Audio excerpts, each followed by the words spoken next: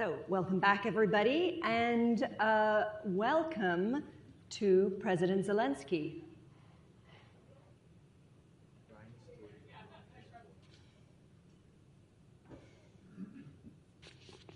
President Zelensky, thank you for joining us.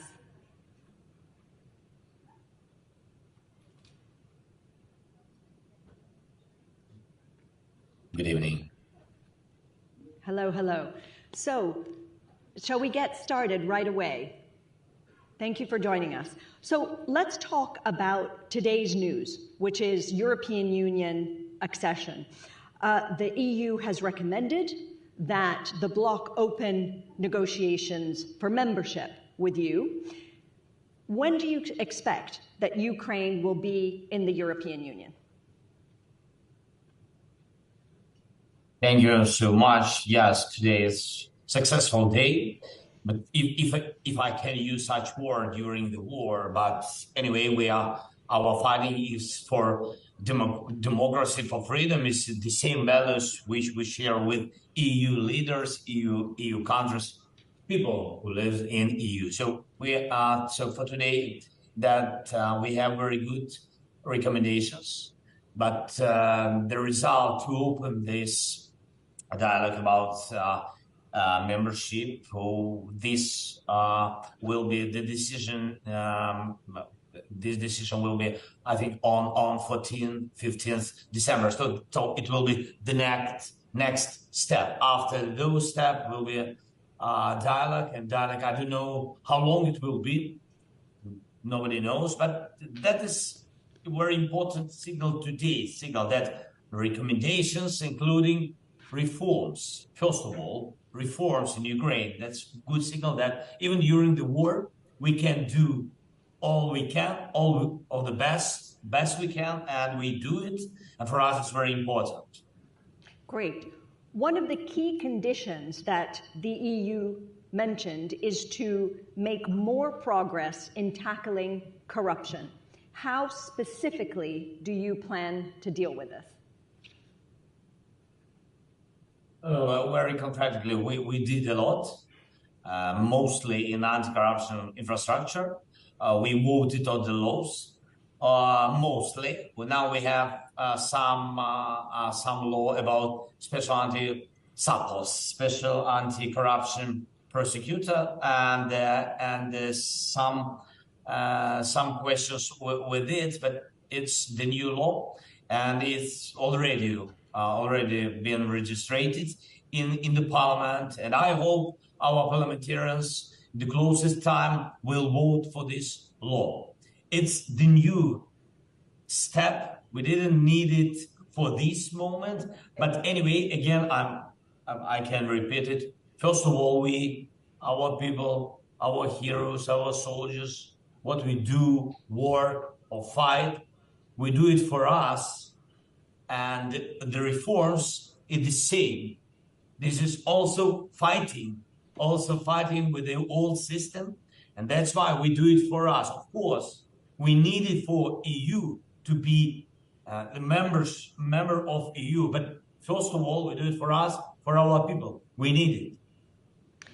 One more question on this. The report also flags that as over time you start to rebuild infrastructure and places that have been devastated by the fighting, and that you will be using foreign money, that you ensure that that this specific process is free from corruption. Can you do that? Yes, absolutely. First of all, I think that what is important on what topic we are working out, it's very important not only to have clean system and anti-corruption infrastructure will be done. It's almost done, and this what we need. We need to make a jointly decision with EU members and G7 countries also how to use Russian assets for renovating. That is also very important, because I understand, and I'm very thankful, United States, EU members and other countries who are in all the world. They really help us from first days of this full-scale war. It was crucial, important, not to be alone against Russian tyranny, but they are with us. But for today, if Russia attacked us during all these years, almost 2 years of full-scale war, attacked us and destroyed our, from infrastructure to energy infrastructure to houses, just apartments, people lives. Why, if they attack, why we can't use these assets? And we began to work on it. We have progress in it. We began to use now interests from some of these assets. But we need joint decision to hold this money, which are frozen now, and to take this money for innovation, because Russia destroyed. It means that Russia have to pay for this. And I think that is, it's very important for us, and I think for the world also. Now we have, for example, only minimum we have after Belgium decision, thanks Alexander, Prime Minister and his team, we can use only taxes from interest of the assets. So that is the answer, because, for example, when we have gap in our budget, about 40 billion, it was last year. This year, we managed it better, and now 5% increase of GDP. But anyway, we have big gap. If we will use even only interest, not taxes, interest from all this frozen money, we can shut, the half of this gap. Great. It will be more simple for the United States and for Europe. Thank you. Let's move to the counteroffensive. So the Ukrainian counteroffensive has not achieved as much as you would have hoped, as the West would have hoped. Just in the last month, I believe Ukraine has taken a net 16 square meters, 16 square meters of land. What is your new plan? Thank you for your question. First of all, what does mean the new plan? So I can't share some details. Yes, we have plan. We have very concrete cities, very concrete directions where we go, where we have counteroffensive. I can't share with you all the details, but you know that we have some slow steps forward, like you said, on the south of our country. Also, we have steps on the east, and some I think good steps near Kherson region. And but you have, I'm sure that we will have success. It's difficult. Sometimes it sounds like something, fantastic, but like I said, nobody believed at the beginning of the war that we can manage this war and we can destroy Russian army. We did it. Now there are some difficulties. When some people or some, I don't know who, that when they said that we count on quick steps of counteroffensive. But you have to know that in each steps there are, first, motivation, people, ammunition. And when we count, for example, for one volume of ammunition and we get half, for example, so it doesn't mean that I'm not thankful. No, I'm thankful to all the leaders, really. I know that without your help, without United States, leaders of Europe, we couldn't manage this result, what we have for today. It's real. But you have also understand that there are so many bad surprises, crisis. Can be crisis in some parliament or in Congress. The decisions are making a little bit slowly. Then, of course, our soldiers came on the south and saw a lot of minefields, because we waited for ammunition 7 months, really. And Russia used this time to undermine, yes, in English. Yes. To mine all this. But I just want to tell you one thing. So I'm sure in our people, and first days of the war, we've been together, people and army, and we showed all the world our unity. And I think that is important not to lose it. And on this unity, there is a big influence, not only in our country, there is a big influence on the West. Leaders of the West, leaders in Europe, United States, and your attitude, Congress of the United States, and their attitude, not, of course, it's difficult when you have now the war on the Middle East, and nobody knows when it will finish, and nobody knows the result of this tragedy. But you have to know, if everybody been focused on Ukraine previous year, now you see the dividing focus. Yes, so a lot of challenges, and that's why there are some slow processes. Yes, I'm going to come back to allies in just a moment, but I did want to press you just one more time on the situation on the ground and the counteroffensive. How much land do you think that you can claim back over the next year? Next year, we didn't. First of all, we didn't finish this year. You have to know that okay. We are trying. This year. This year. Let's. I don't know how many kilometers will be, square kilometers. I don't know. Sometimes it can be like it was previous year with Kherson. 2 months we couldn't. It was tough period on Kherson, very tough. We couldn't, they occupied dozens of kilometers, and then we broken this defending line of Russia, and they began to run away.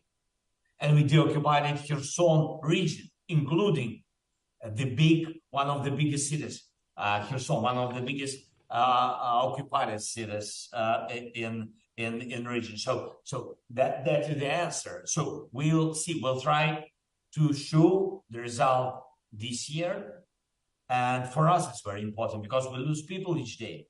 It's not because of some movie, some show. I mean that we don't need to surprise everybody in the world. Yes, we need for ourselves try not to lose each day, because each day we are losing people. Less than Russians, that's good news, but less people, but people, it's very bad news. Of course. So and next year we have plan. We have plan, yes, for the next year, very contracted plan, and but I will not share. I'm so sorry. That's a pity. I can't do it. I can't do it. That's a pity. Okay, let's move to your allies. You said yourself, the U.S. and other countries are now being asked to fund 2 wars, not one. And as you said, there is some resistance, particularly in the U.S., in Congress, particularly among Republicans, about spending more on Ukraine, and that the war is distracting some of your allies. So what is your new narrative, and what is your new ask as attention has shifted to Gaza? First of all, I don't want to compare these two situations. We understand that this is big tragedy on the Middle East. Of course, human losses. Of course, it's big tragedy, but you can't compare it with a full-scale war. I'm not trying to say that something is more important. No, with all respect to all the nations. But you have to understand that full-scale war, it's another thing. It's another thing. It's about, for today, millions. It's about millions of people which are not living here. which are abroad. It's about 7-8 million people. So it's another way. And if Ukraine will be broken by Russia, you will see millions of victims and dozens of millions of immigration. Yeah. So that's other things, and the war will go to other NATO countries after Ukraine. It's a fact.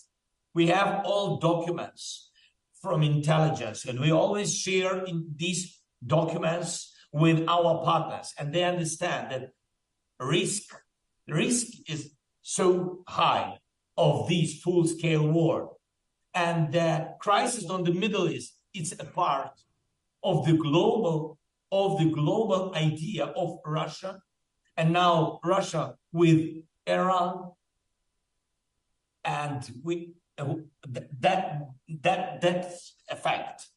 And I understand that there are political challenges in Congress because of election period, because of many details, and I understand, but we can't compare it. What I wanted to share with you. Of course. Let me ask you, you mentioned, we're talking about the U.S., we're in the U.S. Here, those of us gathered in this conference are in the U.S. now. How worried are you about a possible Trump presidency? That is the decision of American people, who will be the American president. So it's really not my decision. It's good or bad, I don't know, but it's a fact. I hope that American people, that the president will always look to the attitude of people, of society. If American society supporting Ukraine, if we share the same values, if we share the same,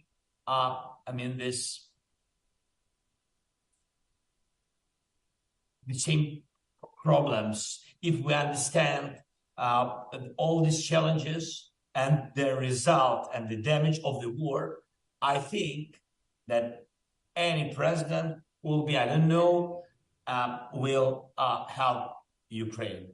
But if the plan is to stop the war and to manage it very quickly, just to manage it, just to fix it for yourself, and doesn't matter what the price, our people, our sovereignty, our independence, our structure of our brains, of our heads, of our souls, yes, not to be free, if that is the price.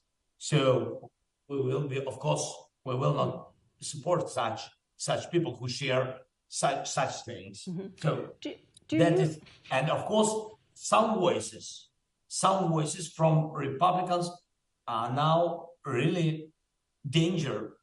And this for us, this sounds,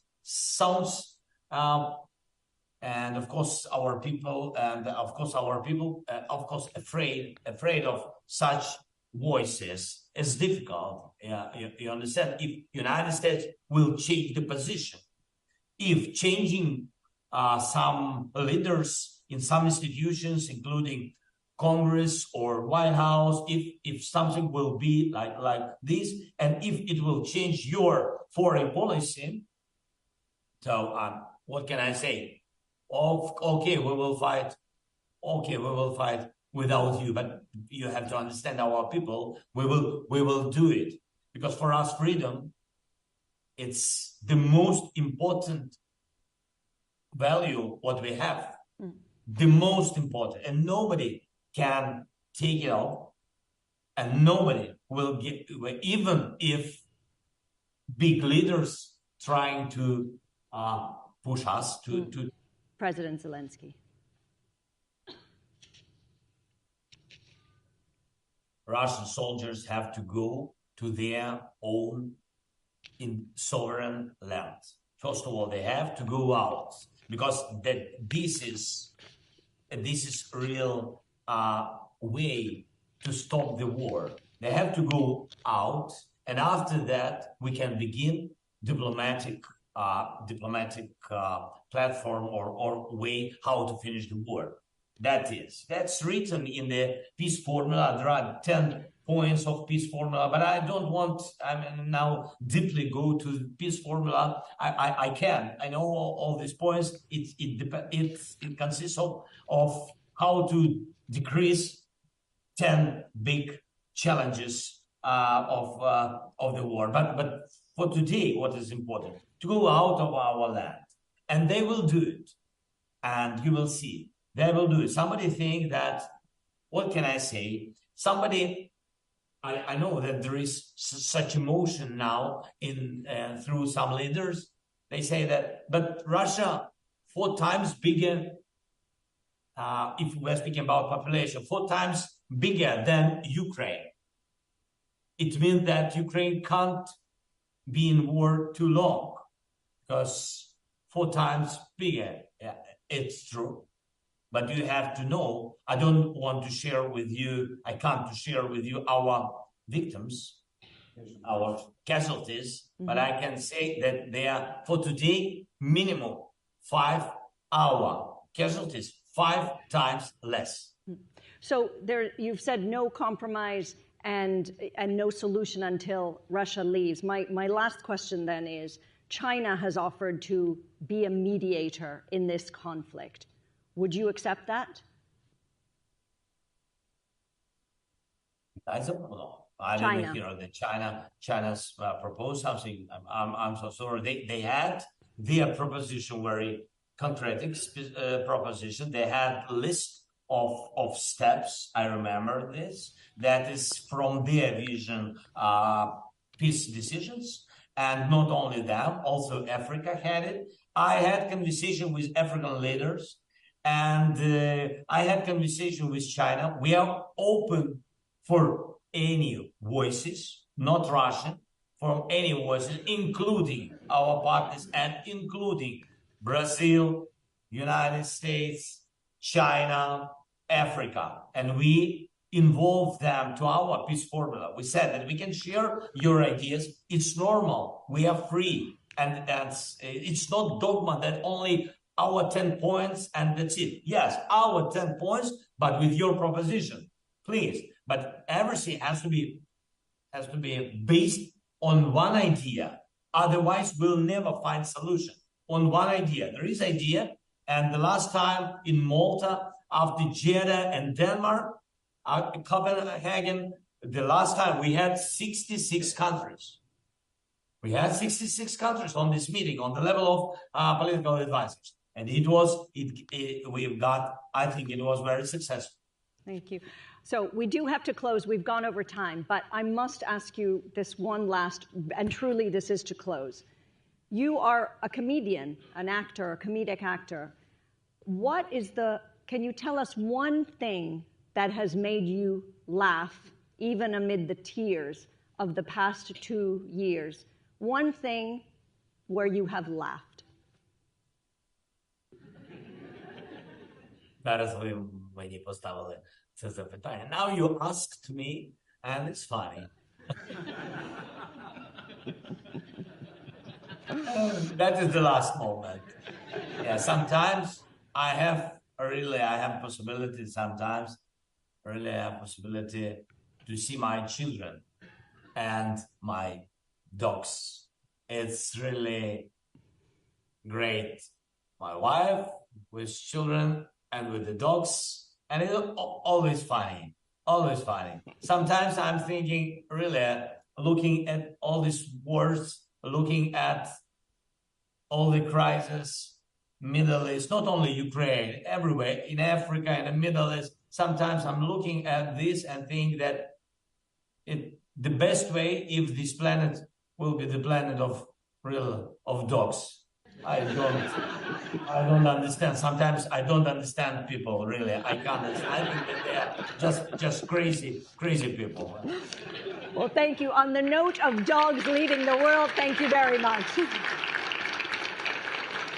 Thank you, President Zelensky. Thanks so much. Thanks so much. All the best. Bye-bye.